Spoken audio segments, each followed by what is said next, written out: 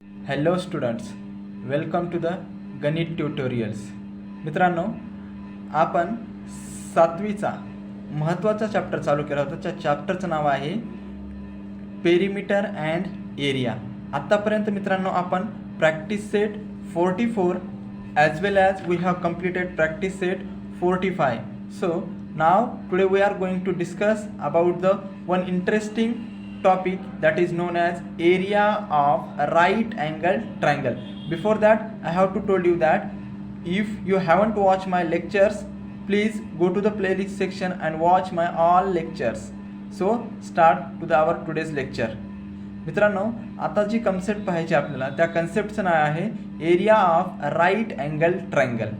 तर area of right angle triangle ह्याची concept आपण व्यवस्थितरित्या या ठिकाणी समजून घेणार आहोत. पहा मित्रांनो, मी लिहिलेलं आहे इथं area of right angle triangle. तर एरिया ऑफ राईट अँगल ट्रायंगलचा जो फॉर्म्युला दिलेला आहे तुम्हाला सरळ सरळ या ठिकाणी दिलेला आहे. पहा, area of right angle triangle is equals to half into base into height.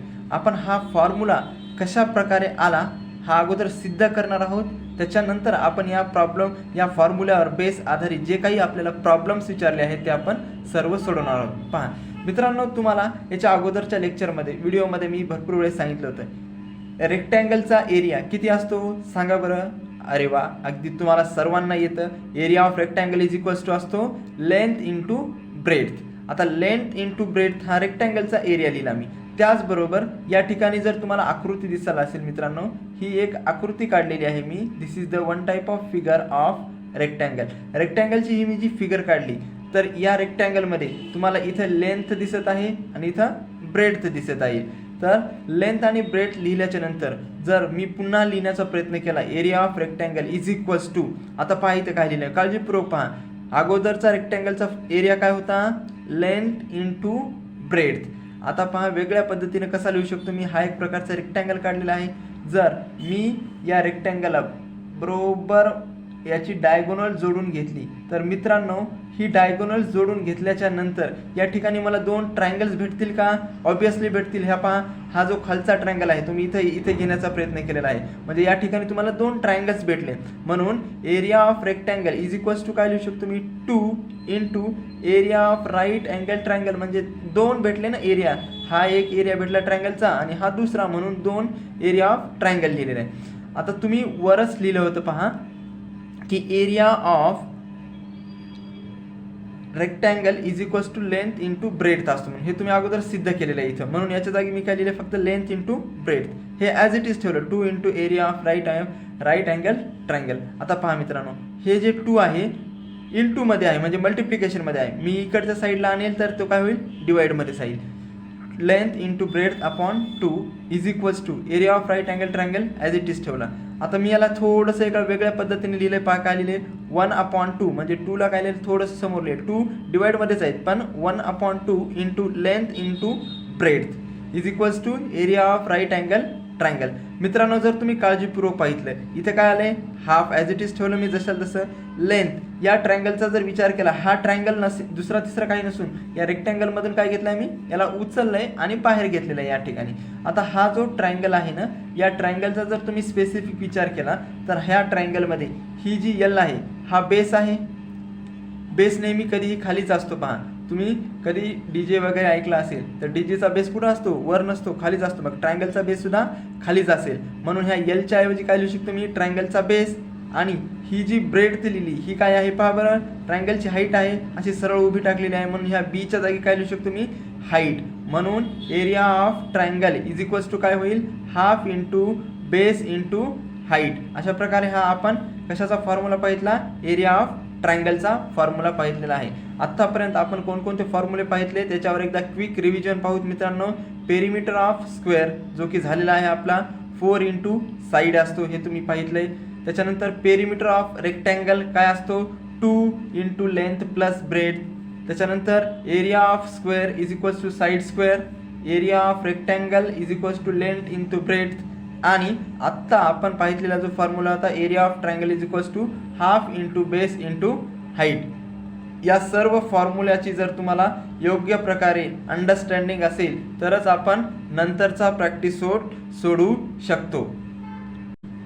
चला तर मित्रांनो मग सुरू करूयात प्रॅक्टिस सेट 46. पा फर्स्ट क्वेश्चन काय म्हणतोय, a page of a calendar is 45 centimetre long and 26 centimetre wide, what is it's area. मित्रांनो या क्वेश्चनमध्ये काय विचारले पहा, 45 सेंटीमीटर लॉन्ग. लॉन्ग म्हणजे कोणती, ही साईड नसेल आता मित्रांनो. लॉन्ग म्हणजे लेंथ, लांबी, ही साईड दिलेली आहे. कालनिर्णीच्या एखाद्या पेजची लांबी किती आहे, 45 सेंटीमीटर. अँड वाईड किती आहे, रुंद किती आहे, 26 centimetre. So we know that this is the one type of rectangle. हे जर कालनिर्णीचं पेज पाहिलं तुम्ही तर हे कॅलेंडरचं जो पेज आहे हे एका रेक्टँगल शेपमध्ये आहे. म्हणून आपण काय लिहू शकतो, let quadrilateral ABCD is a rectangular page of calendar. कॅलेंडरचं एक प्रकारचं काय आहे, रेक्टँग्युलर पेज आहे. म्हणून area of rectangle is equals to length into breadth. Therefore area of calendar is equals to लेंथच्या ऐवजी काय ठेवलं, BC, कारण ही BC लेंथ आहे आणि ब्रेडच्या ऐवजी AB ठेवलेलं आहे. पहा BC ची लेंथ आहे 45 आणि AB ची लेंथ आहे 26. या दोघांचं जर मल्टिप्लिकेशन केलं तर आपल्याला फायनली आन्सर किती मिळतं मित्रांनो, 1170 सेंटीमीटर. अशा प्रकारे आपला फर्स्ट प्रॉब्लेम संपलेला आहे. याच्यानंतर आपण नेक्स्ट प्रॉब्लेमकडे वळणार आहोत. नेक्स्ट प्रॉब्लेम काय म्हणतो पहा बरं, what is the area of triangle with base 4.8 centimetre and height 3.6 centimetre. या प्रश्नामध्ये आपल्याला थोडंसंही जास्त प्रमाणात काळजी करण्याची गरज नाही. बेस किती दिलेला आहे, 4.8, हाईट दिलेली आहे 3.6. मग आपण या माहितीचा उपयोग करून by using this information we can find the area of triangle. तर याच ठिकाणी मी काय केलेलं आहे, हा प्रश्न जसाला ॲज इट इज लिहिलेला आहे आणि त्याची डायग्रामसुद्धा काढलेली आहे. विद्यार्थी मित्रांनो हा क्वेश्चन आपण कशा प्रकारे सोडवणार आहात ते पाहू. आता या ठिकाणी काय विचारलं होतं त्यांनी, आपण एक रँडम फिगर काढलेली आहे ट्रायंगलची आणि ह्या ट्रायंगलमध्ये काय केलेलं आहे पहा बरं. हा जो BC आहे, ट्रायंगलचं नाव आहे ABC. खालची साईड असेल बेस, ही संपूर्ण आहे बेस, त्याची किंमत आहे 4.8 आणि ही आहे A पासून D पर्यंत हाईट लिहिलेली आहे 3.6. हाईट कधीही अशी चुकून मोजायची नाही मित्रांनो, कारण मी जर तुम्हाला म्हटलं तुमची हाईट मोजायची आहे, उभं राहा, तर तुम्ही काय म्हणणार आहेत, असं तिरकस थोडी उभं टाकणार आहेत, सरळ उभं राहतात हाईट मोजताना. म्हणून ट्रायंगलची हाईट किती असेल, सरळ मोजायची 3.6. आता लिहिताना कसं लिहिणार आहेत, in triangle ABC AD is equals to 3.6. AD ची किंमत किती 3.6. BC is equals to 4.8. BC किती घेतलं पहा, 4.8 घेतलेलं आहे, दिसतंय तुम्हाला. Therefore area of triangle is equals to, formula काय होता एरिया ऑफ ट्रायंगलचा, half into base into height. हे तुम्हाला सर्वांना माहीत आहे, अगदी बरोबर आहे. हाफ ॲज इट इज ठेवा. बेस खालची साईड, बेस नेहमी खाली असतो हे तुम्हाला सांगितलं होतं. बेस BC आहे आणि हाईट AD, म्हणून हाफ ॲज इट इज ठेवलं. BC ची किंमत आहे 4.8, AD ची किंमत आहे 3.8. जर या ठिकाणी तुम्ही 2नी याला डिवाइड करण्याचा प्रयत्न केला तर 2 1 जा 2, 2 2 जा 4 लिहिला, 2 1 जा 2, 2 4 जा 8 लिहिला, करेक्ट आहे. आणि 3.6 ॲज इट इज ठेवलं. जर या दोघांचं मल्टिप्लिकेशन केलं तुम्ही तर या ठिकाणी पहा मल्टिप्लिकेशन लिहून ठेवलेलं आहे मी, किती येतं ते या दोघांचं मल्टिप्लिकेशन केल्याच्या नंतर तुम्हाला भेटलं फायनल आन्सर 8.64. चला तर मित्रांनो आपण तिसऱ्या प्रॉब्लेमकडे वळणार आहोत. तिसरा प्रॉब्लेम हा देखील इझी आहे. What is the value of rectangular plot of land 75.5 metre long. आता मीटर लॉंग म्हणजे लेंथ आहे मित्रांनो, अँड 30.5 मीटर ब्रॉड. ब्रॉड म्हणजे त्याची रुंदी आहे, ब्रेड्थ आहे. At the rate of 1000 rupees per square metre. त्यांनी सांगितलेलं आहे यांची जी लेंथ आहे 75.5 आणि ब्रेड्थ आहे 30.5. या दोघांचं जर तुम्ही कॅल्क्युलेशन केलं तर पेरिमीटर एरिया निघेल कशाचा, रेक्टँगलचा, रेक्टँग्युलर प्लॉटचा एरिया निघाल्याच्या नंतर आपल्याला काय करायचं आहे, त्यांनी सांगितलं की 1 स्क्वेअर मीटर जी जमीन आहे ती 1000 रुपयाला आहे, तर टोटल जमीन किती रुपयाला असेल ते पाहायचं आहे आपल्याला. आता या ठिकाणी प्रॉब्लेमसुद्धा लिहिलेला आहे मी. पहा रेक्टँग्युलर प्लॉट काढण्याचा प्रयत्न केलेला आहे. प्लॉटचं मार्किंग केलेले आहे ABCD. हा रेक्टँग्युलर प्लॉट आहे आणि त्याची लॉंग म्हणजे लेंथ 75.5 मीटर लिहिली आहे आणि ब्रॉड किती आहे तो 30.5. म्हणून लिहिताना काय लिहिलं आहे आपण, let quadrilateral ABCD is a rectangular plot. म्हणून AB इज इक्वल्स टू 70.5 लिहिलं आहे. त्याच्यानंतर AD इज इक्वल्स टू 30.5 सुद्धा लिहिलेलं आहे.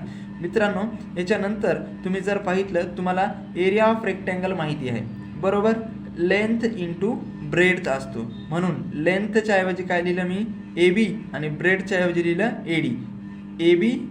AD ABची किंमत आहे 75.5 अँड ADची आहे 30.5. जर या दोघांचं मल्टिप्लिकेशन केलं, या दोघांचं मल्टिप्लिकेशन केलेलं आहे पहा मी, या दोघांचं मल्टिप्लिकेशन करून फायनल आन्सर किती आलेला आहे, 2302.75 असं मल्टिप्लिकेशन आलेलं आहे. नंतर याच्या ठिकाणी आपण काय विचारले त्यांनी, the value of rectangular plot at 1000 rupees square metre. फक्त रेक्टँग्युलर प्लॉटची ही काय आलेली, त्यांचा एरिया आलेला आहे. पण त्यांनी असं विचारलं की एका मीटरला किती रुपये आहेत, पण ते 1000 रुपये. तर टोटल एरियाचे किती पैसे असतील, तर टोटल एरियाचे पैसे काढण्यासाठी तुम्ही काय करणार, 1000नी याला मल्टिप्लाय करणार. सो 1000नी मल्टिप्लाय करण्यासाठी हे 2 पॉईंट किती झिरो आहेत पहा, 1 2 3 झिरो आहेत. तर 3 पॉईंट समोर सरकतील. हा एक पॉईंट इथे सरकला, हा दुसरा, आणि त्याच्यावर हे तिसरा झिरो देणार. म्हणजे काय होणार आहे, 23,02,750 रुपीज एवढी काय करायला लागेल, त्या प्लॉटची किंमत असेल. अशा प्रकारे आपला तिसराही प्रॉब्लेम फिनिश झालेला आहे. जरी विद्यार्थी मित्रांनो कळालं नसेल तर प्लीज व्हिडिओ रिवाईज करून पहा. अशा प्रकारे विद्यार्थी मित्रांनो आपले या व्हिडिओमधले 3 प्रॉब्लेम संपलेले आहेत, आणि राहिलेले जे काही प्रॉब्लेम असतील ते आपण नेक्स्ट व्हिडिओमध्ये घेणार आहोत. धन्यवाद. अशाच प्रकारे तुमचं प्रेम राहू द्या, आणि गणित ट्युटोरियल्स या चॅनलसोबत जे काही तुमचे प्रॉब्लेम्स असतील ते कमेंट सेक्शनमध्ये शेअर करत जा. Thank you so much. See you soon in a next lecture. Thank you very much.